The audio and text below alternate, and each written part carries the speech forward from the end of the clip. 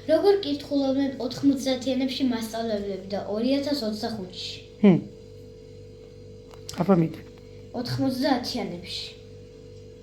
დაიწყე. და პაუზე. დაიწყე, მიდი. კაი.